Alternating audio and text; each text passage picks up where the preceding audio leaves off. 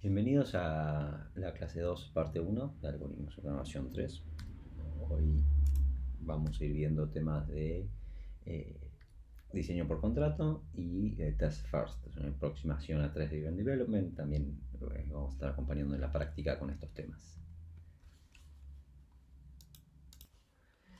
Hasta ahora hemos visto cómo resolver problemas usando objetos, buscando objetos del dominio del problema, pero no hablamos todavía de cómo implementar los objetos en sí. Quizás algo vieron en la práctica, ahora vamos a ver un poco los conceptos relacionados con eso.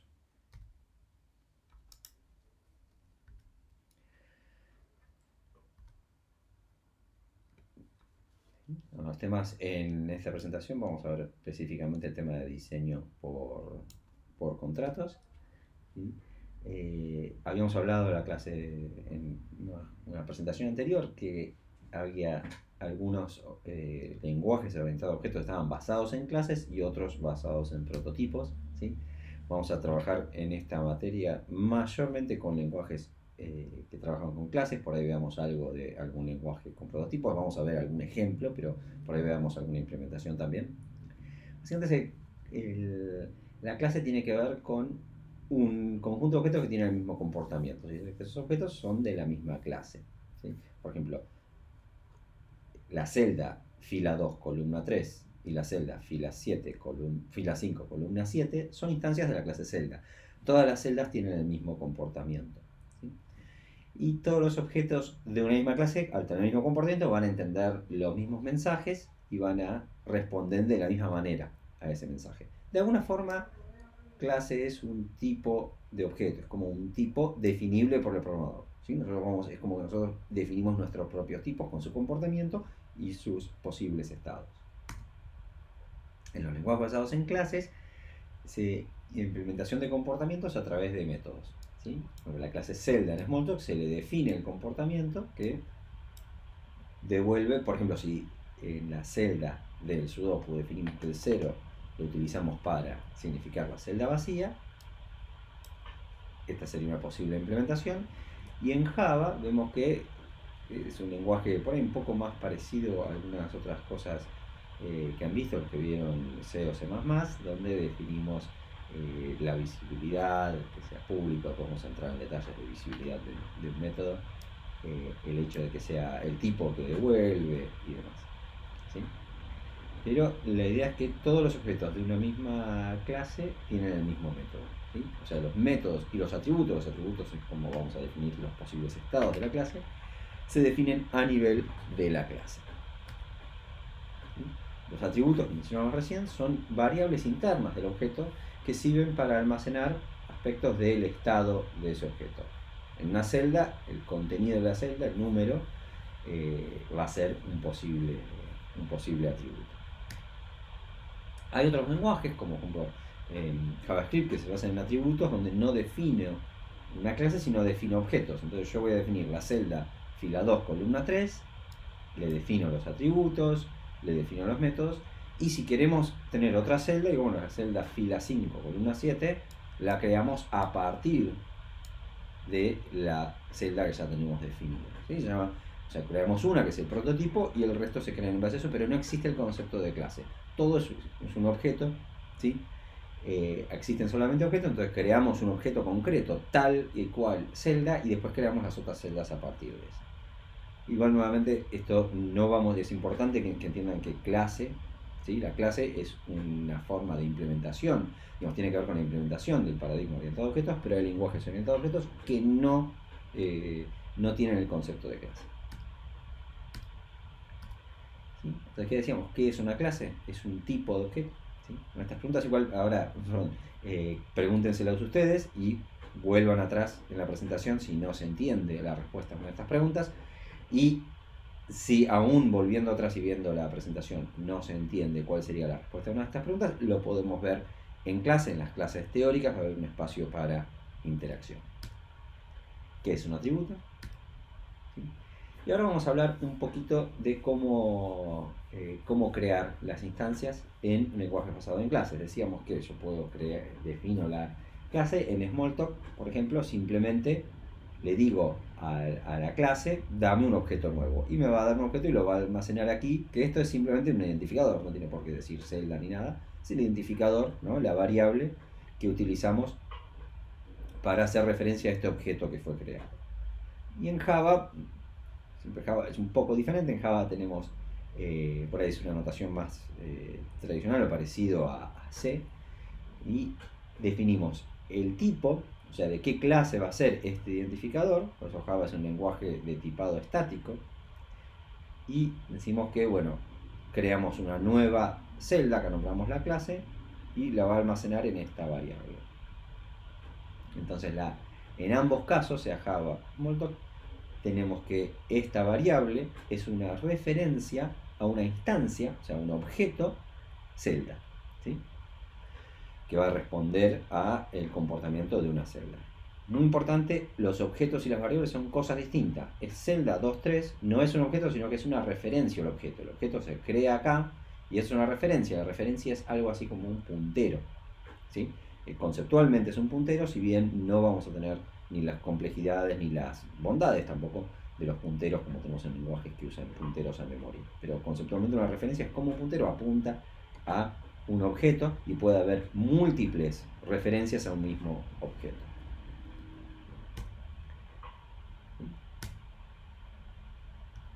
Estos ejemplos, creo una lista, ¿sí? Agrego un objeto string a la lista y después tengo otra lista, defino otra referencia a la misma lista, ¿sí? Son referencias al mismo objeto. Cualquier cosa que yo modifique en lista 2 va a quedar modificada si la miro desde lista 1, ¿sí? Es como si fuesen dos punteros. Funciona análogamente a los punteros. Entonces, si lista 2 creo una nueva colección, ahí voy a tener dos objetos y una referencia que apunta a cada uno. Entonces ahí los cambios que haga en lista 2 no van a influir sobre lista 1. Una variable que no referencia en un objeto tiene un valor nulo, ¿sí? Se puede llamar null, nil o undefined, sea como sea, pero el concepto es que es una referencia que apunta a la nada, ¿sí? Básicamente. En Smalltalk hay una particularidad que nil lo implementa en objetos. El objeto nil en Java creo que es algo más propio del lenguaje, no está implementado como objeto, pero en Smalltalk es una cosa muy interesante que vamos a ir viendo a medida que pasan las clases, donde en Smalltalk todo es un objeto y es un sistema que cierra muy bien en sí mismo. ¿Sí? Yo puedo, si quiero referenciar una variable, referenciarla a nil o a null, y eso básicamente voy a perder lo que hay. Si no está apuntado desde otro lado, si no hay otra referencia que apunte a ese mismo objeto, se perderá ese objeto. Y ahí empalmamos con el tema de recolección de basura. Recién decíamos que si yo a una variable que apunta, referencia a un objeto, y es la única referencia que tengo a ese objeto, la apunto a nil o a otro objeto, porque puedo hacer, ¿sí? A otro objeto, lo voy a perder ese objeto, no voy a poder encontrarlo más, va a estar ahí perdido en el espacio. Lo interesante es que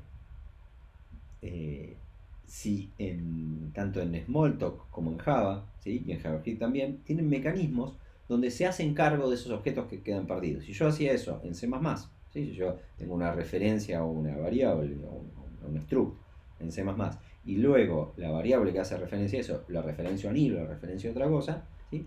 Va a quedar esa porción de memoria siempre ocupada. Entonces no puedo tener problemas de memory leaks o de problemas de distinto tipo. En Smalltalk y en Java eso no sucede. Yo puedo crear objetos y después desreferenciarlos con total libertad y no voy a tener problemas. No es un problema en estos lenguajes, sino porque hay un mecanismo que se llama recolección de basura, que lo que hace es busca estos objetos a los cuales no hay referencias y libera ese espacio de memoria. Ahora uno puede decir, bueno, pero ¿es eficiente eso? ¿Cómo lo hace? ¿Cuándo lo hace? No voy a tener problemas si desreferencio un montón de cosas y no pasa el recolector de basura y me puedo quedar sin memoria cuando debería haber liberado la memoria. Porque no solamente que el recolector de basura hace esto por nosotros, sino que no hay un mecanismo para liberar memoria explícitamente. No contamos simplemente con ese mecanismo, como hay en otros lenguajes como C++. Simplemente ese mecanismo no existe y tenemos que ignorar ese tema. Bueno, el recolector de basura es no determinístico. Yo no puedo asegurarme cuándo va a pasar el recolector de basura. Lo que sí me asegura es que si hay objetos sin referenciar, no me va a faltar memoria. O sea, yo siempre que hay lugares, hay memoria. Y hay memoria que esté siendo ocupada, que no esté siendo ocupada por objetos a los cuales están siendo referenciados, me lo va a liberar con tal de que lo pueda usar. ¿Sí? Y también me asegura que no va a liberar la memoria de ningún objeto que sí estoy referenciando de algún lado. O sea, no voy a perder lo que tengo y no voy a perder oportunidad de usar la memoria si realmente está ahí para usarse. ¿Sí? Esto es extremadamente cómodo y evita errores complejos. Los que programaron mucho en C++ y algún otro lenguaje que tiene eso, la verdad que esto trae como un alivio, ¿no? En ese sentido, pues es una problemática de la cual no hay que ocuparse.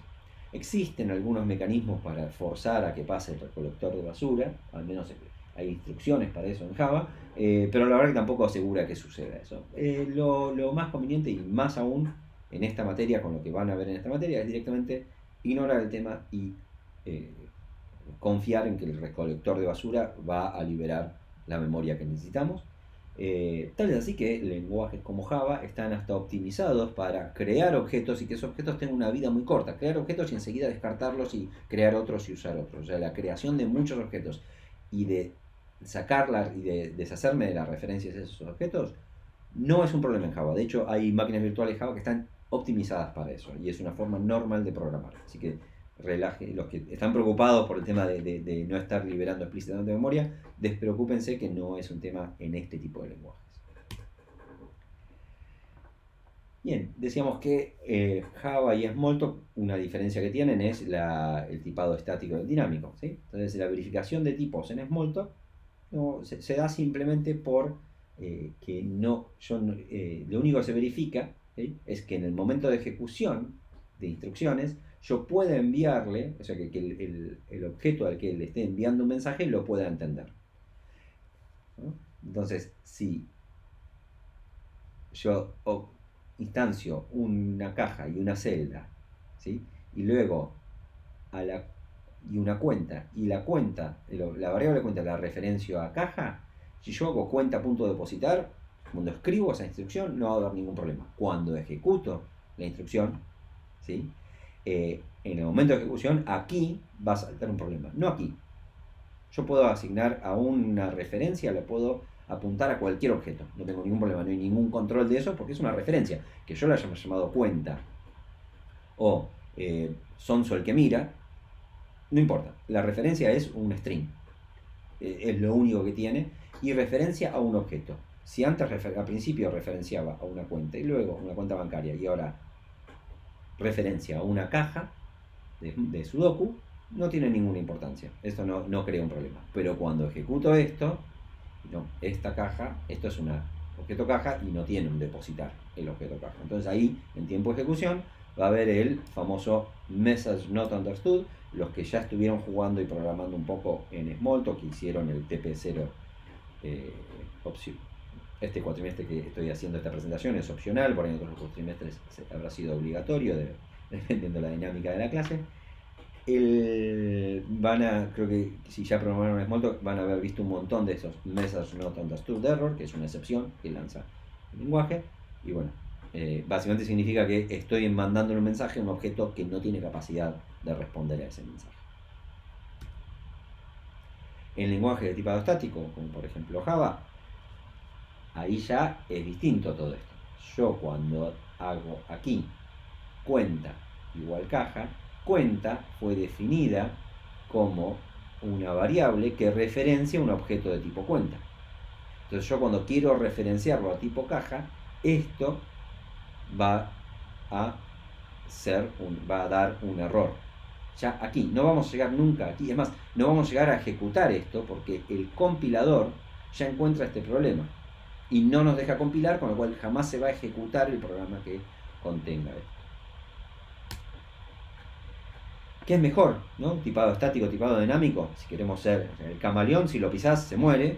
Eh, el rinoceronte tenés que darle bastante duro para que se muera. Pero el camaleón puede esconderse fácilmente, mientras que el rinoceronte, bueno, por ahí en el medio de la selva desde lejos se esconde, pero si está adentro en el garaje de tu casa no lo vas a poder. No va a poder hacer mucho, no se va a poder mover mucho. Bueno, hay gente que es más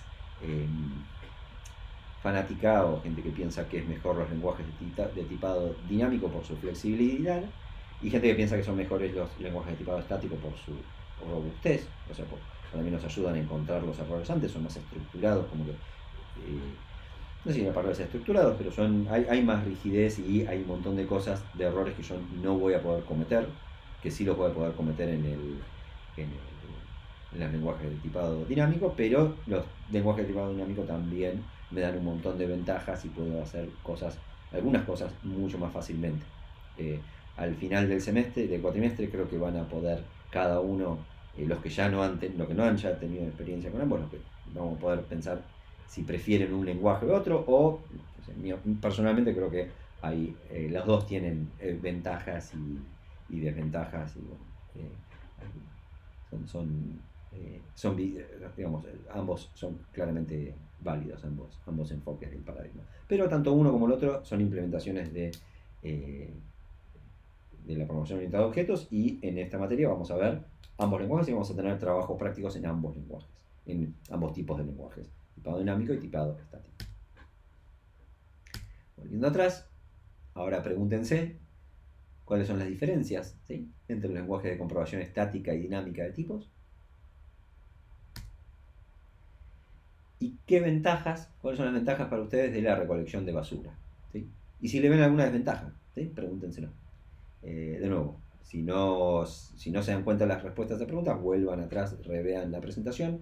Y si no, en la teórica, obviamente acérquense real o virtualmente, depende de cómo estemos cursando cuando lean esto, y vamos a tratar las dudas que tengan.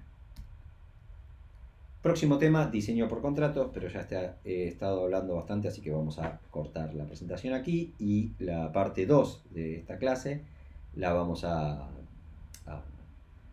tener en la siguiente grabación. Muchas gracias.